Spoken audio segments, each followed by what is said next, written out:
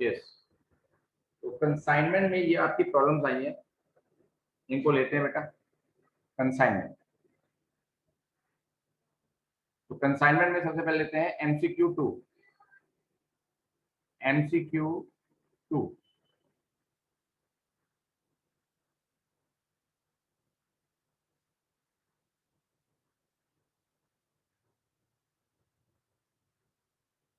MCQ 2, this is MCQ 2. X of Kolkata sends out 2000 boxes to Y of Delhi costing 100 each. Consigner के खर्चे E1 हो गया 5000। 110 boxes lost in consignee's godown, consignee के godown में boxes खराब हुए हैं, ध्यान करना, और इसको नॉर्मल लॉस मान लिया गया। 1200 डब्बे हमने बेच भी दिए। तो कंसाइनमेंट की इन्वेंट्री निकालनी है बेटा। इन्वेंट्री निकालने से पहले आपको रियल कॉस्ट चाहिए, ठीक है। देखो हमने भेजे 2000 डब्बे, 1200 डब्बे बिक गए, और 110 बॉक्सेस यानी कि 200 डब्बे रास्ते में खराब भी हुए हैं, तो हमारे पास डब्बे कितने बचे? 600।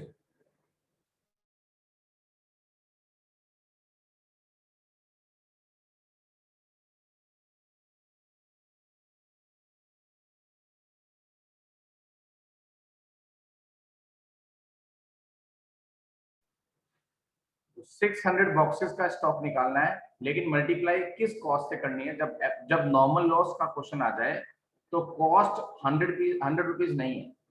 कॉस्ट कैसे निकलेगी? कॉस्ट पर यूनिट, बल्कि मैं बोलूंगा टोटल कॉस्ट पर यूनिट कैसे निकलेगी। देखो 2000 डब्बे हैं, एक डब्बा 100 रुपए का है, तो 2 लाख रुपए तो ये खर्चा हो गया। 5000 आपका कंसाइनर का खर्चा है, E1 वो भी जुड़ेगा, E2 होता तो वो भी जुड़ता, क्योंकि गुड्स कंसाइनर कंसाइनी के गोडाउन में खड़ा है। 2,05,000 रुपए टोटल कॉस्ट आई है, कितने डब्बों की? 2000 डब्बों की। लेकिन हमें मिले कितने? 200 डब्बे तो खराब हो गए। हमारे पास बचे कितने? 1800 डब्बे बचे हैं।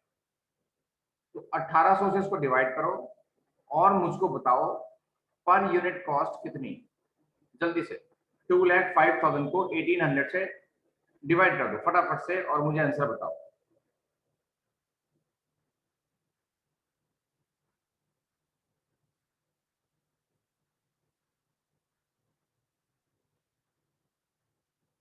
आंसर निकाल लेते हैं।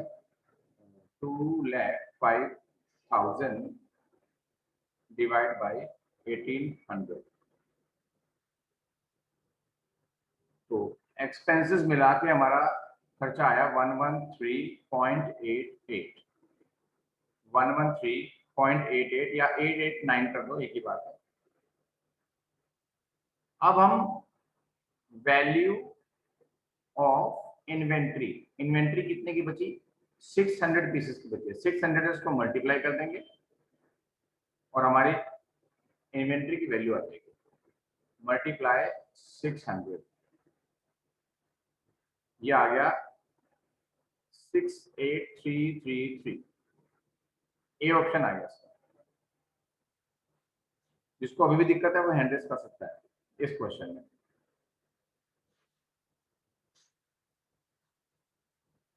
इस क्वेश्चन में जिसको अभी भी प्रॉब्लम है वो हैंड रेस करें, ठीक है। 2 के बाद नंबर आता है 4 का, जो आपकी प्रॉब्लम है 4, 6, 10, ठीक है।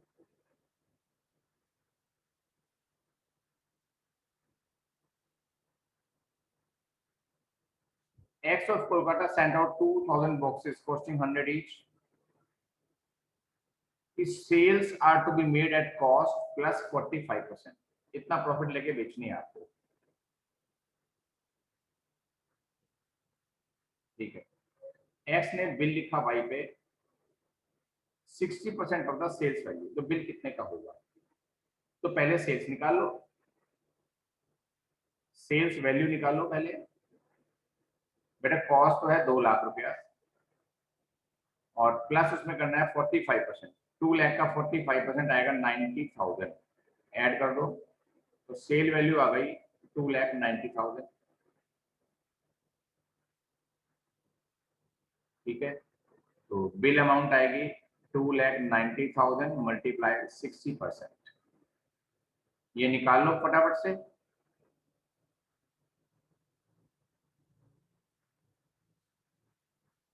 1,74,000 आ गया बेटा, इसका भी ए ऑप्शन आएगा। जिसको प्रॉब्लम हो हैंड रेस करो, जिसको प्रॉब्लम है हैंड रेस करो। टेंशन बिल्कुल ना लो, मैं थोड़ा फास्ट हूँ लेकिन समझा सब कुछ रहा हूँ। स्टिल आपको समझ नहीं आया तो आप पूछ सकते हैं हैंड रेस करके।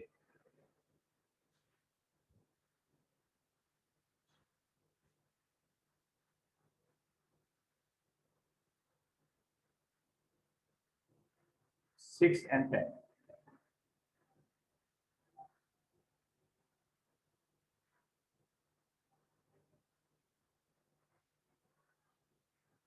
6 and 10, अब आ गया 6। 6 out of the following at which point the treatment of sales and consignee is same। Sales और कंसाइनी में कौन सी चीज ऐसी है जो सेम रहती है? ठीक है, देखो ऑनरशिप ट्रांसफर नहीं होता। सेल्स में ट्रांसफर होता है लेकिन कंसाइनी में ऑनरशिप का ट्रांसफर नहीं होता, ओनर कंसाइनर ही रहता है। मनी रिसीव, पैसा इसमें सेल में तो हाथों हाथ मिल जाता है लेकिन कंसाइनमेंट में बिकने के बाद ही मिलेगा। ठीक है, लेकिन इन्वेंट्री का आउटफ्लो हमेशा होता है, दोनों में होता है। तो इन्वेंट्री तो हमारे हाथ से जाती है, तो इन्वेंट्री आउटफ्लो ही सही आंसर है।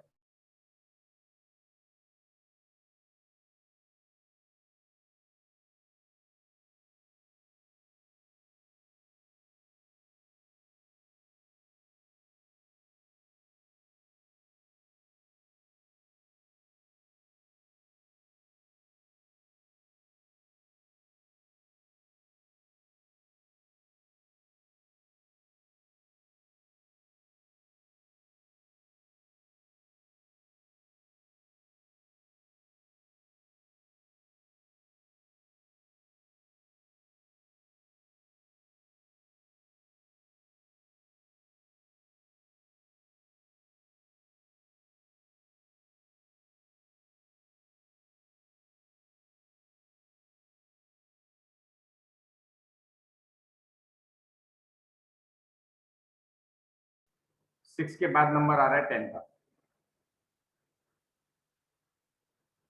Consignment inventory will be recorded in the balance sheet of consignor on asset side. देखो जो कंसाइनमेंट की इन्वेंट्री है, कंसाइनमेंट की इन्वेंट्री, बेटा वो इन्वेंट्री तो टोटल उसी की है ना, कंसाइनर की तो है।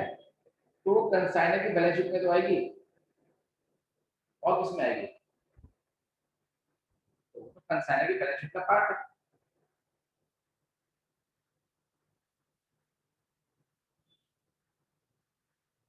तो वो तो उसमें जाएगी जाएगी बेटा।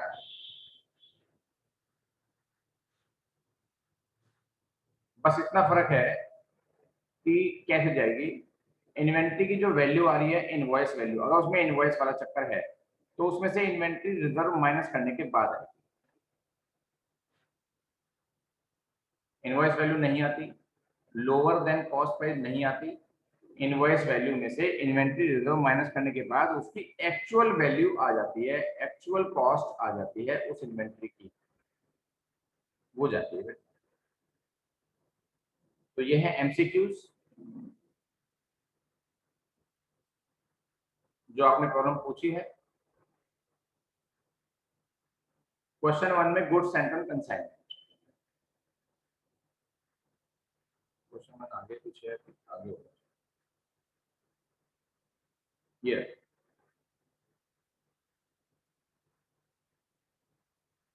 10,000 मीटर्स ऑफ क्लॉथ, 2 लाख का एक है, भेजा उसके पास, हमने उसके पास भेजा। तो इसमें बेटा आपको क्या प्रॉब्लम आई? शायद नहीं, ये तो हमने परचेज किया था, इतने का तो हमने परचेज किया था, मतलब इतना मीटर कपड़ा। तो हमें जो कपड़ा पड़ा वो 20 रुपए मीटर पड़ा, और 30 रुपए पर मीटर हमने भेजा भेजा उसके पास। 5,000 मीटर कपड़ा भेजा है, तो उसके बाद मैंने भेजा 5,000 मीटर कपड़ा 30 रुपए के हिसाब से, इनवॉइस प्राइस के हिसाब से, क्योंकि इसके अंदर 10 रुपए की लोडिंग है, वो कैंसिल होगी। तो 5,000 इंटू 30 1,50,000 आ जाएगा। बताओ बेटा शगुन, 1.5 लाख तो ऐसे आएगा। GSOC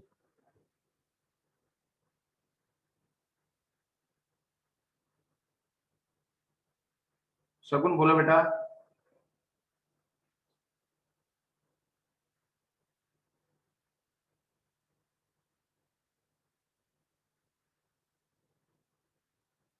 शगुन माइक ऑन करो और बोलो। अच्छा ओके लिख दिया आपने, ठीक है।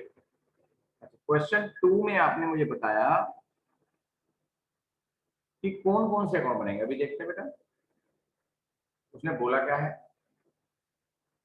Ledger accounts, how this transfer in the books of A कौन है इसमें, कंसाइनी, ठीक है। तो कंसाइनी की बुक में जो मेन मेन अकाउंट्स है वैसे कंसाइनी की बुक में जो मेन अकाउंट बनता है वो तो खाली कंसाइनर का बनता है, ठीक है। साथ में कोई ऐसी चीज जिसके अंदर ट्रांजैक्शन आ रही हो, कोई पेमेंट आपने करी है, कैश कराया, बैंक बैलेंस कराया या बिल अकाउंट बनाया, वो बन जाता है। तो कंसाइनी की बुक में मेनली तो कंसाइनर अकाउंट ही बनता है, ठीक है। इसमें उसने कोई बिल बिल का चक्कर दिया है, देखो चेक करते हैं।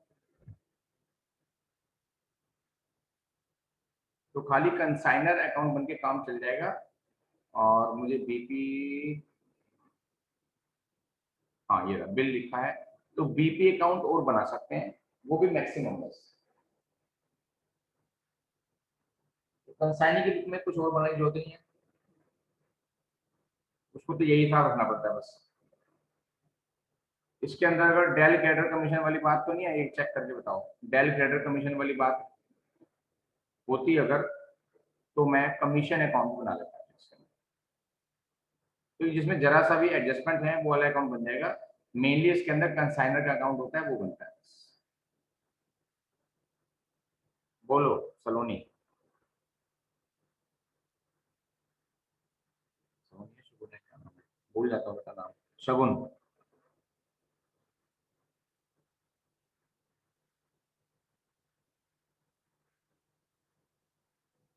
ठीक है बेटा। एट द मोमेंट किसी और बच्चे को कोई अपनी प्रॉब्लम पता हो तो पूछ सकते हैं, अदरवाइज सैटरडे तक का वेट करेंगे। सैटरडे को कंसाइनमेंट का लास्ट फाइनल प्रॉब्लम डे होगा। और अब हम करते हैं स्टार्ट नया टॉपिक, ठीक है। थोड़ा सा रेडी हो जाइए। नए टॉपिक का नाम है एवरेज ड्यू डेट,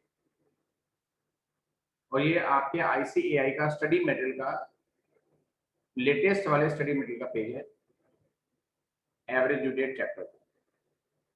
जैसा कि नाम आपको बता रहा है average due date, average due date का मतलब होता है, देखो मैं आपको सीधा सीधा एग्जांपल पर ले चलता हूं, उससे आपको सीधी सीधी बात समझ में आ जाएगी। सीधा एग्जांपल, मतलब चैप्टर के जो स्टार्टिंग ग्रिप है वो एकदम आ जाएगी। ये एडिशन फर्स्ट आप देखेंगे, following are the amounts due on different dates in between the some parties, same parties। मतलब ए और बी के बीच में, ए और बी दो लोग हैं सपोज, ए ने 500 रुपए लेने हैं 3 जुलाई को, 800 रुपए लेने हैं 2 अगस्त को, और 1000 रुपए लेने हैं 11 सितंबर को। अब ए ने बी को बोला कि भाई ऐसा कर, तो मुझे सारे पैसे, सारा अमाउंट किसी एक ही डेट पे दे दे, किसी सिंगल डेट पर दे दे, ना तो 3 जुलाई, ना 2 अगस्त, ना 11 सितंबर। कोई ऐसी एक एवरेज डेट पर दे दे जिससे ना तो तुझे नुकसान हो ना मुझे नुकसान हो, यानी कि ना मुझे नुकसान हो और ना मुझे फायदा हो, ठीक है ना। ऐसी डेट ना तो तुम्हें इंटरेस्ट देना पड़े ना मुझे इंटरेस्ट देना पड़े, ना मैं डिस्काउंट मांगू ना मैं इंटरेस्ट मांगू, इंटरेस्ट पे करूँ आपको, ऐसी कोई डेट बताओ। तो उस डेट को बोलते हैं एवरेज ड्यू डेट, ठीक है ना। अगर 10 1 लाख 2300 टोटल आ रहा है, अगर मैं 2300 टोटल 3 जुलाई को पे कर दूं, जो मैंने 11 सितंबर को देने थे वो वाले पैसे भी मैंने पहले दे दिए, तो मैं डिस्काउंट मांगूंगा, ठीक है ना। अगर मैं 2 अगस्त को दूं तो भी कहीं ना कहीं फर्क आएगा, 11 सितंबर को दूं तो मैं इंटरेस्ट मांगूंगा, मतलब वो चक्कर पड़ेगा। ऐसी एक डेट बतानी है जिससे किसी को भी लॉस ना हो। Suggest date on which all bills may be paid, एक सारे के सारे बिल एक ही डेट पर पे हो जाएं without any loss of interest to either party, किसी भी पार्टी को इंटरेस्ट का लॉस नहीं होना चाहिए, ठीक है। तो ये आपके सामने थोड़ी सी विचित्र बात आ रही है कि सर ऐसा कैसे होगा, जो हमें ड्यू डेट है उसी टाइम तो पे करेंगे, पर इस चैप्टर की ये डिमांड है कि आपको वो डेट बतानी है, ठीक है। तो एक मिनट होल्ड करो। ये सॉल्यूशन है इसका। जो सबसे पहली डेट हो, ये आपका क्वेश्चन था, 3 जुलाई ड्यू डेट, 2 अगस्त ड्यू डेट और 11 सितंबर ड्यू डेट, ये हमने सीधा क्वेश्चन से कॉपी किए हैं। ये अमाउंट्स जो के थे हमने क्वेश्चन से उतारे। अभी पहले मैं इन्हीं को बात करता हूँ आपसे। इनमें जो सबसे पहली ड्यू डेट होगी, ठीक है, उसे तो मान लेंगे हम बेस डेट। तो बेस डेट हमने ले ली 3 जुलाई, ठीक है। तो अब आपको क्या करना है, अगला कॉलम है number of days from base date. Base date से नंबर गिनने हैं दिनों के। तो 3 जुलाई से 3 जुलाई तक कितने दिन होते हैं, 0। 3 जुलाई से 2 अगस्त तक 30 दिन होते हैं। 3 जुलाई से 11 सितंबर तक 70 दिन होते हैं। आप दिन गिन लेना, कोई दिक्कत की बात नहीं।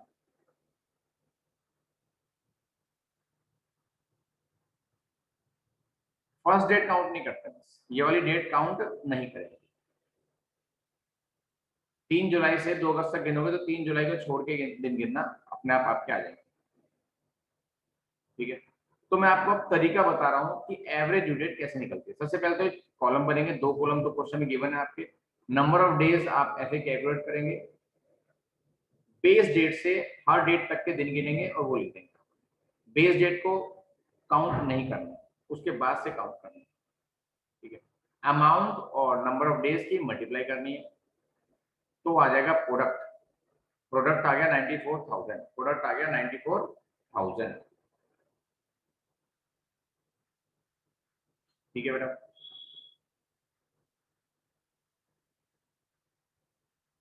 अब आपको क्या करना है, एवरेज ड्यू डेट का फॉर्मूला नोट करना है। एवरेज ड्यू डेट का फॉर्मूला आपको नोट करना है। पहले यहां तक की कोई प्रॉब्लम हो तो बताओ, जो मैंने बताया।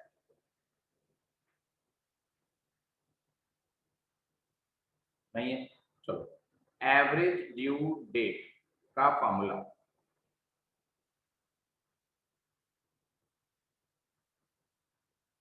Base date plus total product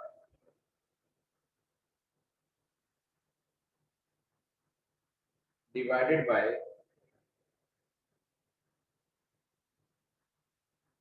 total amount. मतलब प्रोडक्ट का टोटल चाहिए हमको और अमाउंट का टोटल चाहिए यहाँ पर रखने के लिए।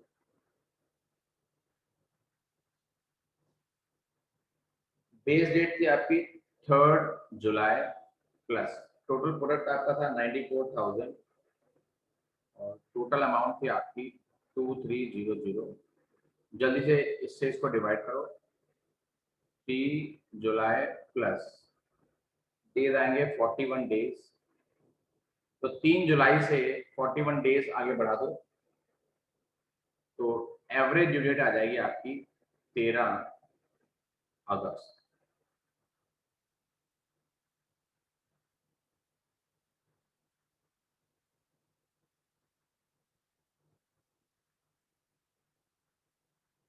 थर्टीन अगस्त।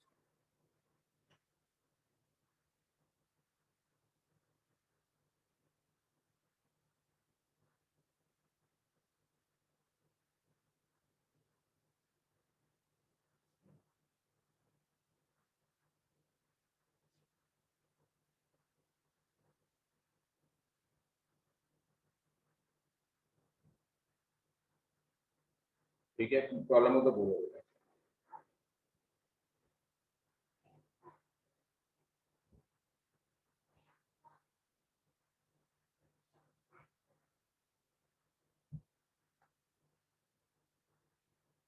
किसी को कुछ पूछना है, कोई प्रॉब्लम है तो बेटा पूछो, दम ना बैठे रहो, कोई प्रॉब्लम आए तो जरूर पूछो, और सब कुछ नोट करो बेटा, नोट डाउन एवरीथिंग। अभी बात खत्म नहीं हुई है, बात अभी पूरी होगी, पहले इतना आप नोट कर लो।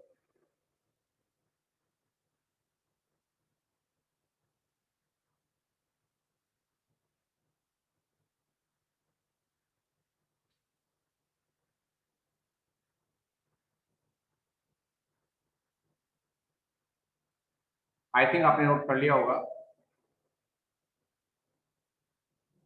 देखो, अब इसको हम प्रूव करते हैं कि एवरेज रेट सही है या नहीं। ठीक है, अगर ये, एक सेकंड,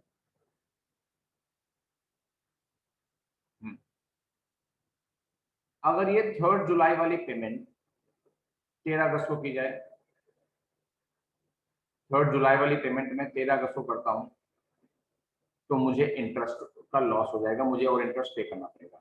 2 अगस्त वाली पेमेंट भी मैं अगर 13 अगस्त को करता हूँ तो मुझे और लॉस होगा। ठीक है, तो पहले लॉस निकालते हैं। एक पार्टी को लॉस होगा, दूसरी पार्टी को गेन होगा, बस इतना फर्क है। तो 3 जुलाई से 13 अगस्त तक पहली वाली पेमेंट करता हूँ, और फिर 2 अगस्त से 13 अगस्त तक दूसरी पेमेंट भी मैं 13 अगस्त को करता हूँ, यानी कि लेट करता हूँ। अगर मैं लेट करूंगा तो मुझे इंटरेस्ट देना पड़ेगा। ठीक है, तो इस 500 रुपए पे इंटरेस्ट निकालो। इस 500 पे 3 जुलाई से 13 अगस्त तक के दिन गिनते हैं, 41 आएंगे, इंटरेस्ट निकाल देते हैं। ये तो पहले मैं निकाल रहा हूं गेन ऑफ इंटरेस्ट, 500 रुपए। मान लो रेट, एज्यूम कर लेते हैं रेट ऑफ, कुछ भी रख सकते हैं, rate of interest 10% per annum, तो 10/100, 41 डेज है। जब डेज का इंटरेस्ट निकालते हैं और हमें रेट पर एनम पता होता है, तो डेज अपॉन 365 करते हैं, आप सबको पता होना चाहिए। फिर हमने दूसरी पेमेंट भी करी जो 3 अगस्त वाली थी, 2 अगस्त वाली पेमेंट भी हम 13 अगस्त को करते हैं, तो 11 दिन का हिसाब किताब आएगा, 800 रुपए।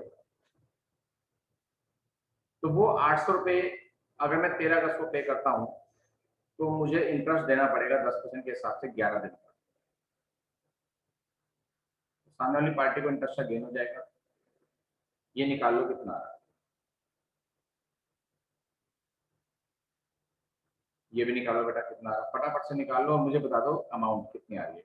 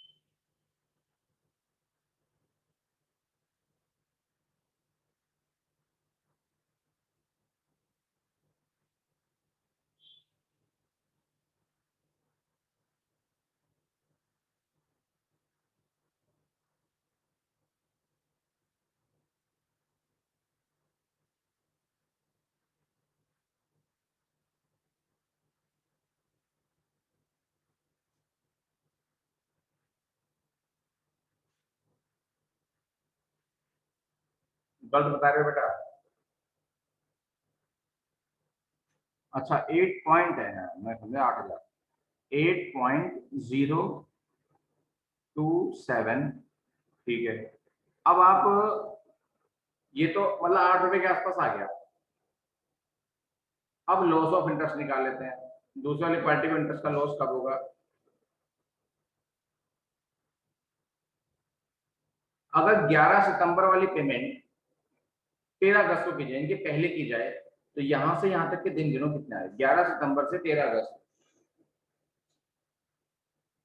दिन बैठेंगे 29। तो 1000 रुपये पे इंटरेस्ट निकाल दो। 1000 है ना, 1000 10/100 29/365। ये बताओ कितना आ रहा। बस हमें यही प्रूव करना है कि लॉस ऑफ इंटरेस्ट और गेन ऑफ इंटरेस्ट बिल्कुल सेम है।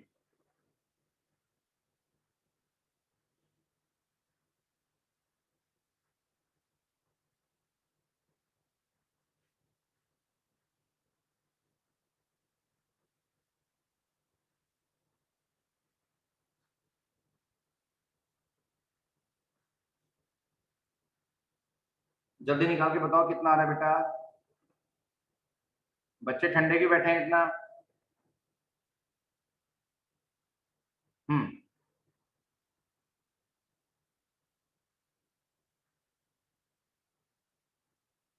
यश आप बताना। देखो अप्रोक्सीमेट लिखे तो 8 रुपए इसमें आ रहा है और 8 ही रुपए इसमें आएगा, मतलब यही मान के चलते हैं अप्रोक्सीमेटन, अप्रोक्सीमेशन चलता है इसके अंदर। तो यहाँ पर 8.027 है, वहां पर 7.94 या समथिंग 7.95 आएगा। तो अप्रोक्सीमेशन करें तो 8 रुपए ही गेन आ रहा है और 8 रुपए ही लॉस आ रहा है, यानी कि किसी पार्टी को कोई भी नुकसान नहीं है। ठीक है, ये मान के चलते हैं हमेशा। तो एवरेज ड्यूरेट का ये फायदा है कि इस डेट से इंटरेस्ट निकालें तो ना तो किसी को नुकसान होगा और ना ही किसी को फायदा।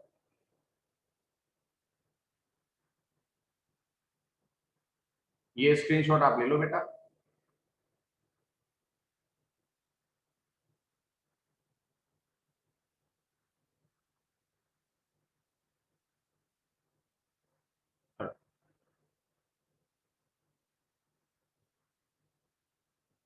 Illustration 2, following amounts are due to X by Y.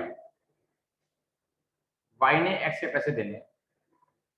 Y अगर 18 मार्च को पैसे देगा या 14 मार्च को पैसे देगा और इंटरेस्ट की रेट ये है,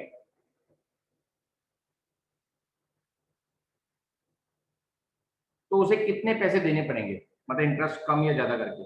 पहले देगा तो रिबेट कटेगी, बाद में देगा तो इंटरेस्ट जुड़ेगा, बस साफ सी बात है। तो वो कितने अमाउंट देगा, तो वही बात आ गई कि सबसे पहले आप एवरेज डेट निकालो। इस डेट को बेस मान के एवरेज ड्यू डेट निकालेंगे। उसके बाद मैं आपको बताऊंगा कैसे निकलेगा क्वेश्चन, कैसे होगा। चलो आप एवरेज ड्यू डेट निकालो और जैसे आपकी एवरेज ड्यू डेट निकल जाए हैंड रेस कर देना बेटा। जिसको प्रॉब्लम आएगा वो मुझे व्हाट्सएप करेगा, जिसको प्रॉब्लम आए वो व्हाट्सएप करे। और जिन्हें एवरेज ड्यू डेट निकाल ली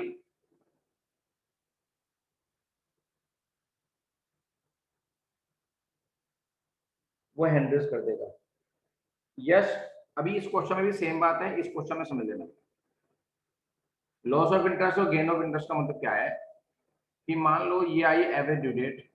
आप अगर इससे पहले की 2 पेमेंट है और उसके बाद की 1 पेमेंट है, यहां से निकालो दोनों का, यहां से यहां तक के दिन गिनो, यहां से यहां तक के दिन गिनो, तो अमाउंट निकाल लो कितनी आ रही है। फिर यहां से यहां तक के दिन गिनो, अमाउंट निकाल लो कितनी आ रही है। अब ये किसी के लिए गेन है, किसी के लिए लॉस है। ये भी किसी के लिए गेन है और किसी के लिए लॉस है। एक के लिए अगर ये गेन होगा तो ये लॉस होगा, अगर किसी के लिए ये लॉस होगा तो ये गेन होगा बेटा। ठीक है, और ये अमाउंट इसके सेम होनी चाहिए, बस ये चीज समझाइए। हर क्वेश्चन में यही चीज आपको प्रूव करनी है। एवरेज ड्यू डेट निकल जाए तो हैंड रेस कर देना।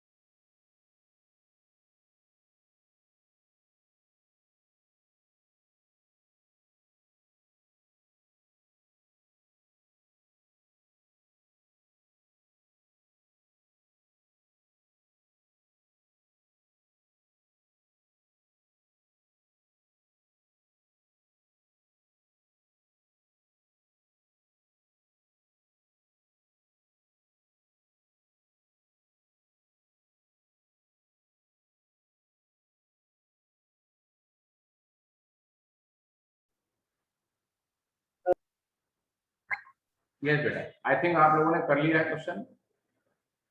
तो अब इसके बाद का प्रोसेस शुरू होता है। मैं बताना है आपको लॉस गेन पेमेंट सब कुछ बताऊंगा अभी। जो क्वेश्चन 1 में बताया वो भी दोबारा महंगी बात है, ठीक है। तो आपकी जो एवरेज ड्यू डेट आई है वो कितने आई है, ये बात है।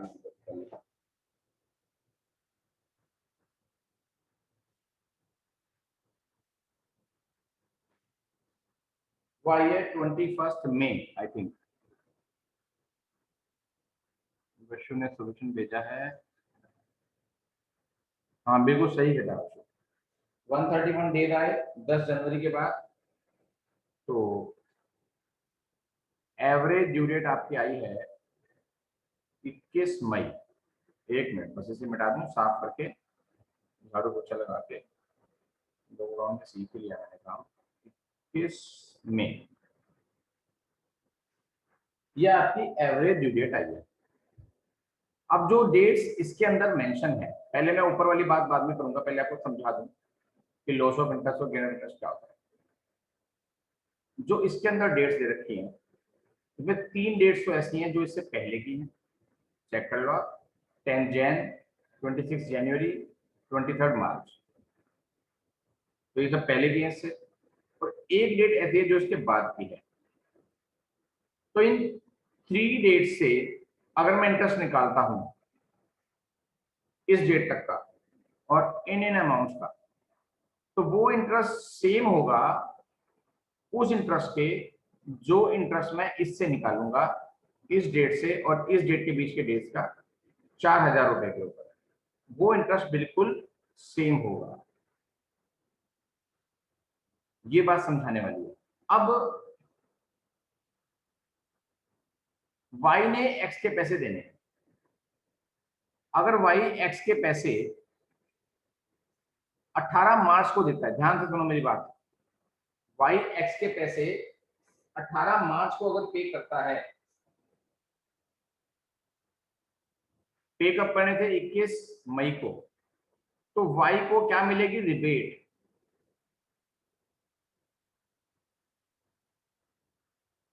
भाई x को तो नुकसान हो जाएगा लेकिन y को तो डिस्काउंट मिल जाएगी ना। x के लिए लॉस ऑफ इंटरेस्ट है और y के लिए रिबेट है, तो रिबेट निकल जाएगी अगर वो 18 मार्च को पे करता है 21 मई की बजाय पूरी की पूरी पेमेंट। तो इस टोटल पेमेंट पर, टोटल पेमेंट कितनी आ रही है, अमाउंट सारी टोटल करना, 4 3 7 और 8500 टोटल आ रहा है। इस टोटल 8500 पर इंटरेस्ट की रेट है 8% और डे 365 नीचे आएगा।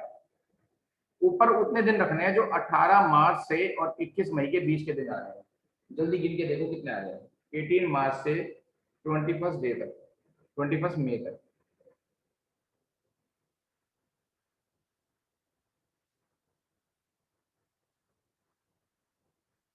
13 और 30, 43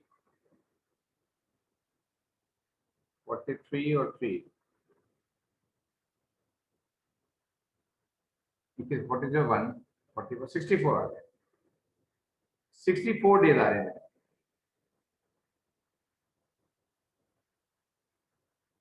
64 डेज का निकालो कितना आ रहा है इंटरेस्ट, मतलब उसको रिबेट मिलेगी। कितनी रिबेट मिलेगी, अगर वो 18 मार्च को पे करता है तो उसे कितनी रिबेट मिलेगी, ये निकाल के देखो। जल्दी बताओ मैं, कितना आ रहा है आंसर, जल्दी बताओ आंसर कितना आ रहा है फटाफट से।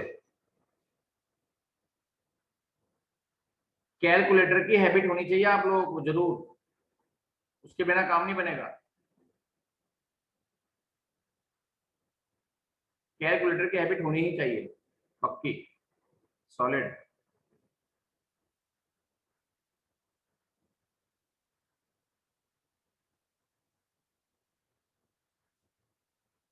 119.23, ठीक है बच्चों। शगुन और यश तीनों ने बता दिया, ठीक है। तो ये हमें निकालना था। अब वो कितनी पेमेंट करेगा, उसे पेमेंट करनी थी 8500, लेकिन क्योंकि वो पहले पेमेंट कर रहा है तो उसे इतनी रिबेट मिल जाएगी और ये माइनस करके हम बताएंगे कि वो कितनी पेमेंट करेगा। 8 3 80.77, वो इतनी पेमेंट करेगा। अमाउंट पूछी ना, determine the amount to be paid in A and B, तो ए में वो इतनी अमाउंट पे करेगा। मैं थोड़ा रफली कर रहा हूँ, लेकिन आप इसको फेयर में नोट करेंगे हर चीज।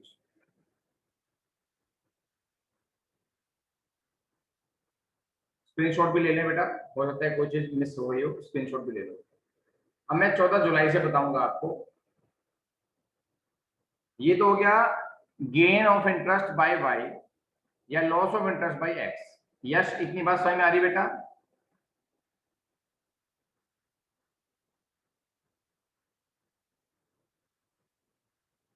ठीक है।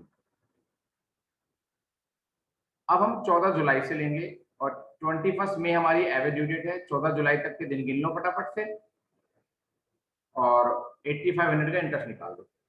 अब वो लेट पेमेंट कर रहा है तो उस पर लॉस ऑफ इंटरेस्ट लिखेगा। इंटरेस्ट कितना निकलेगा वो देखना है, इंटरेस्ट तो ऐड होता है 8500, 8%, 365 डेज गिन लो फटाफट से। अगर 14 जुलाई की पेमेंट आती है तो 21 मई के बाद 9, 30, 39, 54 डेज आएगा। 54 डेज आ गया, उसको इसका इंटरेस्ट निकालो कितना रहा 54 डेज का, जल्दी बताओ।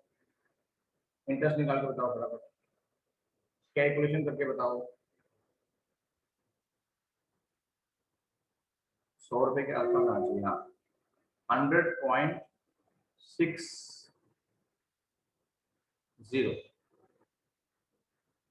ये इंटरेस्ट आ रहा है। तो पेमेंट कितनी करेगा? अब इंटरेस्ट आ रहा है तो ऐड करना पड़ेगा 8500 प्लस 100.60, यानी कि 8600.60 उसकी पेमेंट जाएगी बी वाले पार्ट। बस ये निकालना था आपको। अब इन दो क्वेश्चंस में किसी को प्रॉब्लम है तो हैंड रेज करेंगे। इन दो क्वेश्चंस में किसी को प्रॉब्लम है तो हैंड रेज करेंगे। If you have problems, any problem in these two questions, raise your hand.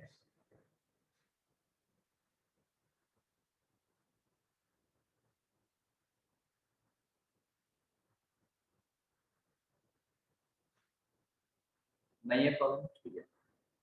तो इस तरीके से आपको कुछ क्वेश्चंस करने हैं और बीच में जो भी लिटरेचर है सारा पढ़ना है आपको। एक एक चीज पढ़नी है, वो आइडिया लेना है चैप्टर का। चैप्टर ज्यादा बड़ा नहीं है। आप इसमें थर्ड 1 और 2 रिपीट करेंगे, 1 और 2 भी रिपीट करेंगे। ठीक है, एक मिनट, थर्ड पढ़ लीजिए। 1 और 2 को रिपीट करेंगे, थर्ड पढ़ लीजिए।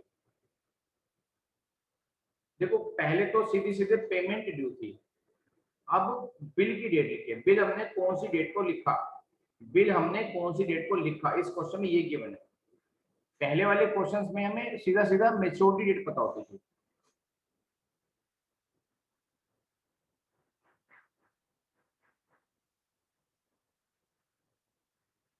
ड्यू डेट 10 जनवरी वाले बिल की ड्यू डेट है, 500 वाले बिल की 10 जनवरी ड्यू डेट है। सीधा सीधा ड्यू डेट आपको पता थी।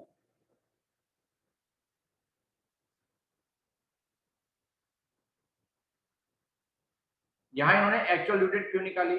क्योंकि अगर ड्यू डेट पर पब्लिक हॉलीडे आ जाए या संडे आ जाए तो ड्यू डेट एक दिन पहले हो जाती है, 25 जनवरी आती है। उस हिसाब से नंबर ऑफ डेज निकले हैं। आपने ऐसे ही करा होगा जहां तक उम्मीद है। लेकिन इलस्ट्रेशन 3 के अंदर बात आ रही है डिफरेंट। क्या डिफरेंट बात आ रही है? बिल की लिखने की ड्यू डेट पता है आपको, बिल की मेच्योरिटी डेट नहीं पता है। टर्म पता है 3 महीने की है। 10 अगस्त से 3 महीने जोड़ेंगे, सितंबर अक्टूबर नवंबर। 10 नवंबर आ गई बेटा, 3 दिन और जोड़ दो ग्रेस के, 3 दिन और जोड़ दो ग्रेस पीरियड। जोड़ो जोड़ो जोड़ो, 10 और 3 13, तो 13 नवंबर। तो पहले पार्ट में ड्यू डेट आएगी 13 नवंबर। ऐसे ही सब पार्ट में ड्यू डेट निकाल लेंगे, ये सब आ जाएंगे ड्यू डेट। हमारा मतलब तो ड्यू डेट से है और अमाउंट से है। ड्यू डेट पता है, अमाउंट वही की वही है। ड्यू डेट पता है और अमाउंट वही की वही है बेटा। ठीक है, अब ये मर्जी आपकी है, इन्होंने बिल लिखने वाली डेट को बेस माना, बिल लिखने वाली डेट को बेस माना, ठीक है ना। बेस आप किसी को भी मानो, आंसर सेम आता है। तो मैं बिल लिखने वाली डेट को बेस नहीं मानता, क्योंकि मैं हर क्वेश्चन में आपको सेम लेके चलूंगा ताकि आप कंफ्यूज ना हो। तो मैं पहले बिल की मेच्योरिटी डेट को बेस डेट मान लेता हूँ, क्योंकि हर क्वेश्चन में हमने मेच्योरिटी डेट को बेस डेट माना है। तो पहले बिल की जो मेच्योरिटी डेट है इसे मैंने बेस डेट मान लिया। अब जब बेस डेट आती है तो पहले वाली तारीख में नंबर ऑफ डेज 0 हो जाते हैं, तो उस हिसाब से नंबर ऑफ डेज निकालो। और पहले मुझे नंबर ऑफ डेज बताओ कितने कितने आ रहे हैं आपके। अगर आप इसे बेस डेट मानते हो तो मुझे सारे के सारे नंबर ऑफ डेज आप व्हाट्सएप करो कैलकुलेट करके।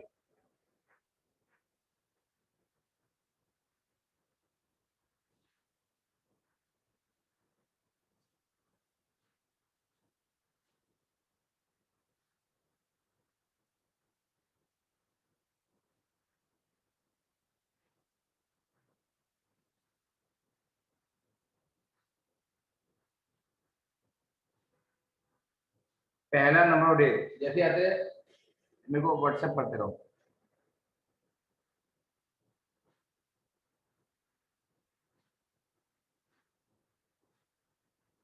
सारे इकट्ठे करेगा क्या, एक एक करके करते हैं। पहले में 40 आ रहा है, 40 नहीं आएगा, 41 आना चाहिए मेरे हिसाब से।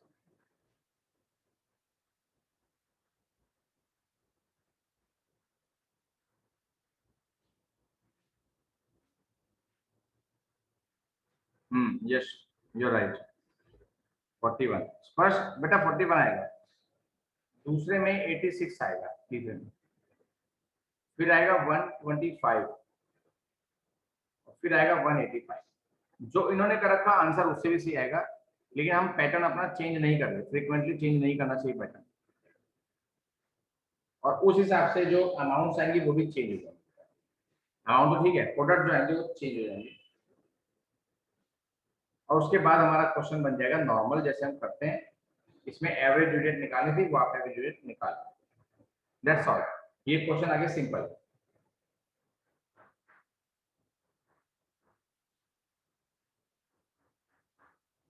ये नंबर ऑफ डेज लिख लो, आप मैच करने के काम आएंगे आपके। उसके बाद पूरा क्वेश्चन आप सॉल्व कर लेना, आंसर वही आएगा जो इनका आ रहा है।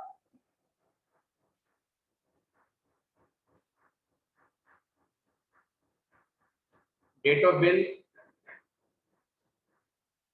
यूजेंस ऑफ बिल, उसके बाद 3 दिन जोड़ के बिल की मेच्योरिटी डेट निकालनी है। और फर्स्ट मैच्योरिटी डेट को ही बेस डेट मानना है। इन्होंने यहाँ पे वही काम कर रखा है जो हमने अभी थर्ड में किया था, सेम। तो इसमें आपको इजी लगेगा, ये आपको इजी लगेगा, ये आप कर लेंगे बेटा फोर्थ। तो बस आपको आज फोर्थ तक ट्राई करने हैं बेटा, फोर्थ तक ट्राई करने हैं।